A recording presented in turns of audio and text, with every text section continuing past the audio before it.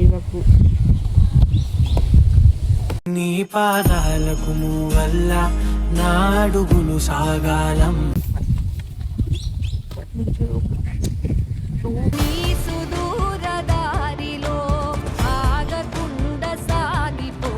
ఎడుతున్నా ఎడతలేదా first door ఏడ్చిన నిన్ను దిలెంతగా ఎదగాలనుకోనే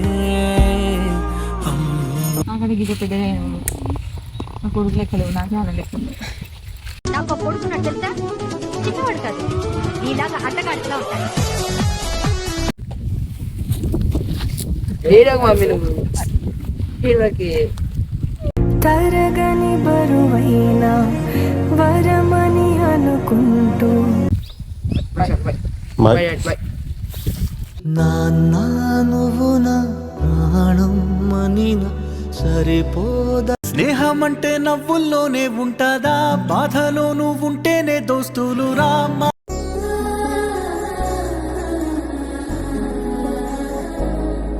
hi అండి, అందరికీ నమస్తే. ఈ వీడియోని స్కిప్ చేయకుండా ఎండ్ వరకు చూడండి. మన ఛానల్ని ఎవరైనా కొత్తగా చూస్తున్నట్లయితే ముందుగా మన ఛానల్ని సబ్స్క్రైబ్ చేసుకొని సపోర్ట్ చేయండి ప్లీజ్. గత 3 రోజుల నుండి నేను ఎందుకు ఏడుస్తున్నా అనే దాని గురించి కొన్ని విషయాలు ఈ వీడియోలో మీతో షేర్ చేసుకోబోతున్నా. నా వయసుకి, నేను పడ్డ కష్టాలకి, నా అనుభవాలకి ఎలాంటి సంబంధం లేదు. 2010లో మా ఆయనతో నా ప్రయాణం మొదలైంది. 2010 నుండి 2026 వరకు మా జీవితం మొత్తం కష్ట సుఖాలతోనే గడిచిపోతుంది. ఒక రోజు నవ్వుతే ఖచ్చితంగా ఇంకొక రోజు ఏడవాల్సిందే. ఇన్ని సంవత్సరాల నుండి ఈ రకమైన జీవితాన్నే గడుపుతున్నాం. 0 నుండి మొదలు పెట్టినాము, ఇంకా 0 దగ్గరనే ఉన్నాము. పెద్దలు సంపాదించిన ఆస్తులు అంతస్తులు ఏమీ లేవు మాకు. ఆస్తులు అంతస్తులు లేకపోయినా బాధపడే వాళ్ళం కాదు కావచ్చు, కానీ కనీసం మాకు సపోర్ట్ కూడా లేదు. మా జీవితంలో మేము ఎన్నో సమస్యలు ఎదుర్కొన్నాం, కానీ ఏ రోజు కూడా అధైర్యపడలేదు, ధైర్యం కోల్పోలేదు. మా ఆయనకి నేను ధైర్యం, నాకు ఆయన బలం. కష్టాలతో యుద్ధం చేసి గెలవాలనే కసి, తపన మా ఇద్దరి కళ్ళల్లో ఉంటుండే. జీవితం మాకు ఎన్ని సవాళ్లు విసిరినా మేము దానికి రెట్టింపు ధైర్యంతో బదులిచ్చేవాళ్ళం. మేము పడుతున్న కష్టాలు మా పిల్లలు పడద్దు అనే తపనతోనే ఈ అప్పుల ఊబిలో ఊరుకుపోయినాం. ఈ అప్పుల ఊబిలో ఊరుకుపోవడానికి మా పిల్లల చదువులు ఒకటే కారణం కాదు, ఇంకా చాలానే ఉన్నాయి. కానీ అవేవి పేరుకి వచ్చినవి కాదు, చేసిరు అనే మనుషులు కూడా లేరు. కాబట్టి కేవలం మా పిల్లల కోసం మాత్రమే కష్టపడుతున్నాం అనుకుంటేనే బ్రతకగలుగుతున్నాం. ఇప్పుడు పెట్టిన మా చేతులే పాపిష్టి చేతులు. మా జీవితంలో మేము చాలా పెద్ద పెద్ద తప్పులు చేసినాం. ఆ తప్పుల వల్లనే ఈ రోజు ఇన్ని కష్టాలు పడుతున్నాం. ఒకవైపు వడ్డీల భారం, మరోవైపు రేపటి ఖర్చుల టెన్షన్, నిద్ర లేని రాత్రులు ఎన్నో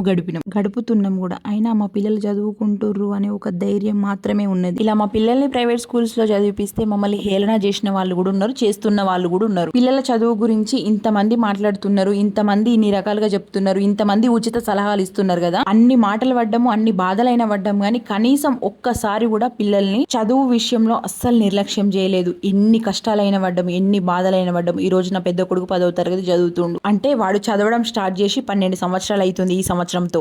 కొన్ని సందర్భాల్లో ఇంట్లోకి ఒకటి ఉంటే ఒకటి లేక మేమేం తిన్నాము, ఎట్లున్నాము అనేది మాకు మాత్రమే తెలుసు. కానీ పిల్లల చదువు విషయంలో మాత్రం ఏ రోజు కాంప్రమైజ్ కాలేదు. అన్ని చక్కగా ఉన్నోళ్ళు మమ్మల్ని ఎక్కిరిచుడే పెద్ద పనిగా పెట్టుకుంటారు. ఇది ఇట్లా చేసేది అవసరమా, అది అట్లా చేసేది అవసరమా, ఈ టైంలో ఇది చేయకపోతే ఏమైతుంది, ఆ టైంలో అది చేయకపోతే ఏమైతుంది, వీళ్ళకి ఇది అవసరమా, వీళ్ళకి తినడానికి కూడా తిండికి లేదు కానీ ఇవన్నీ అవసరమా అని కూడా మాట్లాడిన వాళ్ళు ఉన్నారు. అలా మాట్లాడిన వాళ్ళందరికీ ఈ వీడియో ద్వారా నేను చెప్పాలనుకునేది ఏంది అంటే, అవసరమే పిల్లల చదువు విషయంలో, పిల్లల తిండి విషయంలో, పిల్లల బట్టల విషయంలో. మీరు మమ్మల్ని ఎన్ని రకాలుగా హేళన చేసినా ఈ 3 విషయాల్లో మాత్రము మా కంఠంలో ప్రాణం ఉన్నంత వరకు వాళ్ళకి ఎలాంటి లోటు రాకుండానే చూసుకుంటాం. నా ఈ వీడియో చూస్తున్న ప్రతి తల్లిదండ్రి మీరు చెప్పండి, మన పిల్లలకి మనం ఇచ్చేది ఇవి కాకుండా ఇంకా వేరే ఏమైనా ఉంటాయా? ఇవి కాకుండా ఉండేవి అంటే మహా అయితే ఆస్తులు అంతస్తులు ఉంటాయి కావచ్చు. ఈ ఆస్తులు అంతస్తులు అనేవి అందరికీ శాశ్వతం కాదు. వాళ్ళ ఫ్యామిలీ బ్యాక్గ్రౌండ్ ని బట్టి, వాళ్ళ స్తోమతని బట్టి మాత్రమే ఉంటాయి. కానీ బట్ట పొట్ట చదువు అనేది కటిక దరిద్రంలో ఉన్న తల్లిదండ్రులైన పిల్లలకి ఇస్తారు. అలాగే తల్లిదండ్రులుగా మేము కూడా అదే చేస్తున్నాం. మేమేమి ఘోరాలు చేస్తలేము, నేరాలు చేస్తలేము. ఇక నుండైనా మా పిల్లల స్కూల్స్ గురించి, మా పిల్లల చదువుల గురించి మీరు అస్సలు మాట్లాడకండి. మా తల తాకట్టు పెట్టైనా మా పిల్లల్ని చదివించుకునే బాధ్యత మాది. వాళ్ళు చదవడము, చదవకపోవడము, ప్రయోజకులు అవ్వడము కాకపోవడం అనేది వాళ్ళ టాలెంట్ ని బట్టి, వాళ్ళ అదృష్టాన్ని బట్టి మాత్రమే ఉంటది. తల్లిదండ్రులు అనే వాళ్ళు పిల్లల్ని అంటారు కానీ పిల్లల తలరాతలని మాత్రం అస్సలు కనరు.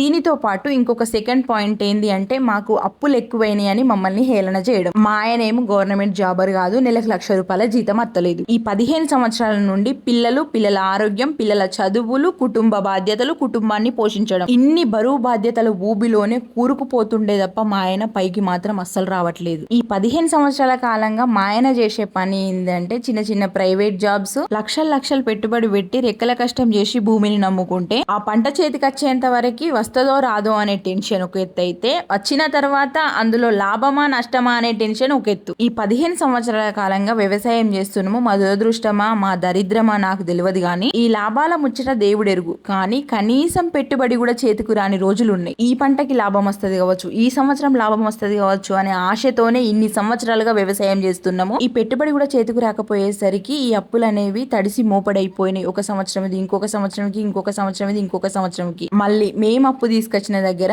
మమ్మల్ని చూసే కావచ్చు వాళ్ళు అట్లా ప్రవర్తిస్తారు. వడ్డీకి వడ్డీ చక్ర వడ్డేసి మరి మా దగ్గర వసూలు చేస్తారు. అలా వసూలు చేసిన వాళ్ళ కుటుంబాలకి, వాళ్ళ పిల్లలకి ఏదో ఒక రోజు నా పిల్లల కలగల, నా పిల్లల ఏడుపు అనేది ఖచ్చితంగా కలుగుతుంది. వాళ్ళు అస్సలు బాగుపడరు. ఈ వీడియో ద్వారా నేను చెప్పేది ఏంటంటే మా దగ్గర అట్లా డబ్బులు తీసుకున్న వాళ్ళు సర్వనాశనం అయిపోతారు. ఘోరమైన ఆవేదనతో శపిస్తున్నా. మమ్మల్ని మోసం చేసి మా బతుకులు మొత్తం ఆగం చేసి మమ్మల్ని రోడ్డుకి ఇడ్చింది ఎవరో కాదు, మా రక్త సంబంధికులే. ఈ రోజు నేను ఇంతలా ఏడుస్తున్నా అంటే నా ఏడుపుకి కారణం వాళ్ళైతే పేరుకు రాకుండానే పోతారు. మా ఆయన వాళ్ళని గుడ్డిగా నమ్మి మోసపోయిండు. మా ఆయనని మోసం చేసిన వాళ్ళు ఎవరు పైకి రారు. ఎందుకంటే ఆయన చాలా మంచోడు, ఎవరికి హాని తలపెట్టాడు. ఆయన మంచితనాన్ని ఆసరగా చేసుకున్న వాళ్ళు తూ అంటే కూడా తుడుచుకుపోయే రకం మా ఆయన. ప్రతి బంధానికి విలువిస్తాడు, ఏ ఒక్కరిని కూడా ఇబ్బంది పెట్టాడు. చిన్న పెద్ద అని ఏ తేడా లేదు. ప్రతి ఒక్కరిని ఎంత రెస్పెక్ట్ చేయాలో అంత రెస్పెక్ట్ చేస్తాడు. అలాంటి మంచి వ్యక్తి మంచితనాన్ని ఆసరాగా చేసుకొని మా ఆయన జీవితంతోనే ఆడుకున్నారు కొంతమంది దరిద్రులు. అలా ఆయనని ఇబ్బంది పెట్టిన వాళ్ళని కూడా ఇప్పటి వరకు ఒక మాట అనలేదు, వాళ్ళని ఏం చేయలేకపోయిండు అని అంటే మీరు అర్థం చేసుకోండి ఇంకా ఆయన ఎంత మంచివాడో. ఆయనలో ఆయననే కుమిలిపోయి బాధపడి నిద్రలేని రాత్రులు ఎన్నో గడిపిండు. ఆయన వాళ్ళే మోసం చేసిర్రు అనే బాధ ఆయన అసలు డైజెస్ట్ చేసుకోలేకపోయిండు. ఆ బాధల నుండి ఆయనని బయటికి తీసుకురావడానికి సంవత్సరాలే పట్టింది. ఇప్పటికీ కూడా ఏం బయటికి రాలేదు. ఆయనకి ఎప్పటికీ గుర్తుంటది, ఇప్పటికీ గుర్తుంటది, ప్రతిరోజు గుర్తు చేస్తూనే ఉంటాడు వాళ్ళని. రక్త సంబంధికులు అంటే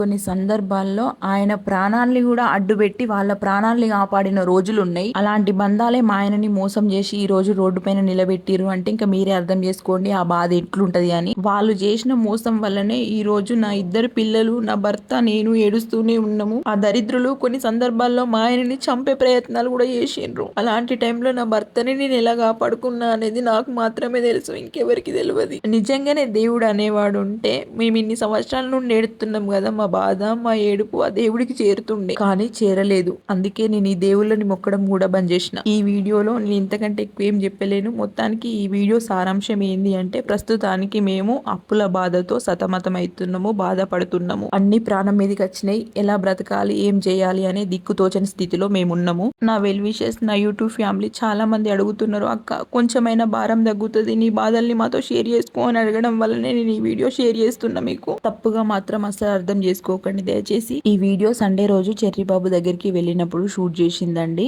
ఎత్తున్నా ఎడతారా ఫస్ట్ అక్కడ గిజ పెద్దగా నా కొడుకు లెక్కలేవు, నాకే అలా లెక్క ఉంది.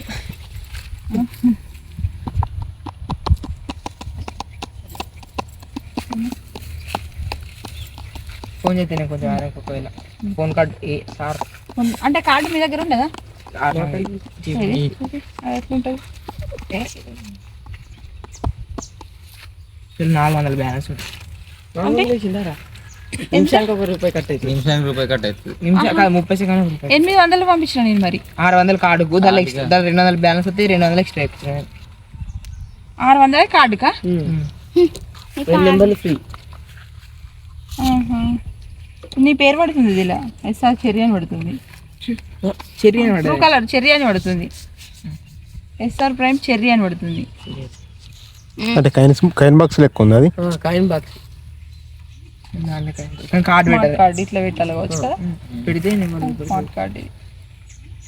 శ్రీలక్ష్మి కమ్యూనికేషన్స్ అట, head office Karimnagar, Warangal, Nizamabad. Terms and conditions if any damage to okay కదా.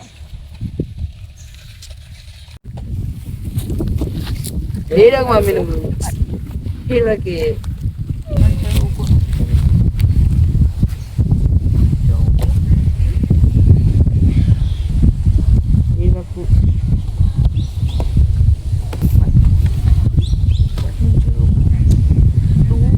చేయకంత కొంచెం మంచిగా ఉండు, మనిషి లెక్క. అర్థమైందా? పర్ఫెక్ట్గా ఉండాలి.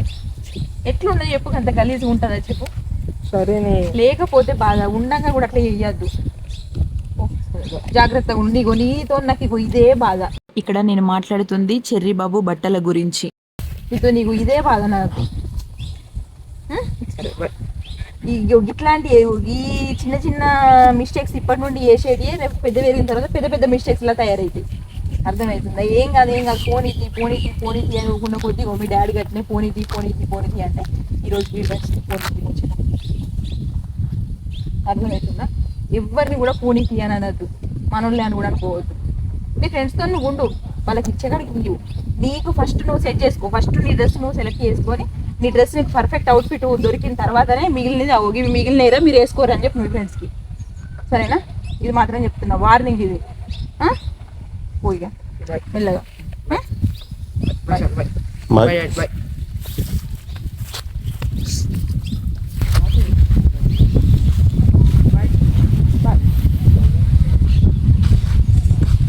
శరణ్ తమ్ముడిని అప్పుడప్పుడు అంతేనా? ఓకే సరే బాయ్. సరే చెప్పు. బాయ్.